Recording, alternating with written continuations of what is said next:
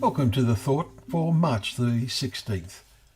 Our readings are Leviticus chapter 24, Psalm 131 through to 134, and Luke chapter 7. And our thought is, until I find a place for.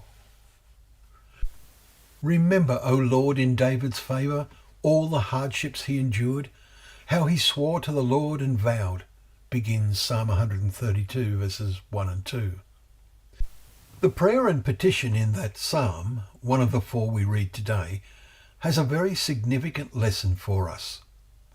What particular thing did David vow to do that he should be favourably remembered for? Was it some great thing? He did many great things, starting with the killing of Goliath, not counting the killing of the wild animals that sought to attack the sheep that he was caring for. But his vow is not something that human nature sees as great. But today's psalm is a plea about it. It is a particular vow that he asks should be counted in his favour. It is a vow we should consider making. He vowed, I will not enter my house or get into my bed. I will not give sleep to my eyes or slumber to my eyelids until I find a place for the Lord, a dwelling place for the mighty one of Jacob. Verses 3 and 5. David cannot mean he is going to build a literal temple for the Almighty, nor can he mean the tabernacle, for the Lord had had a dwelling place there for centuries. The answer is to be found in Isaiah chapter 57, as well as other places.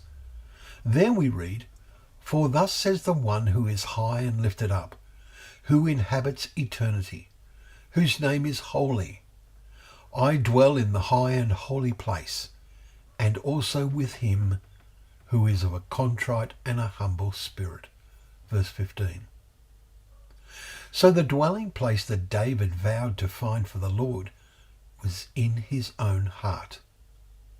To do that, he had to mentally prostrate himself before the Lord. How to do that? We suggest a factor in this is getting yourself to imagine the unimaginable. But we have to try to comprehend God's immeasurable greatness and how he desires to dwell in the hearts of the humble.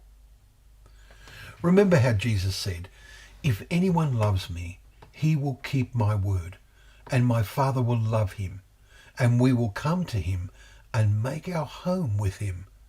John 14 verse 23. Our heart becomes a temple if we really carry out the first commandment to the full.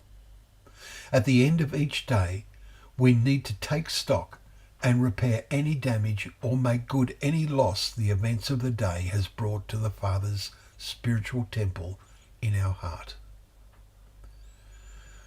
Thank you once again for joining us for Thought for the Day, where together we can open up the pages of God's Word and learn about God's temple in our hearts. We remember that these are a lamp to our feet and a light to our path.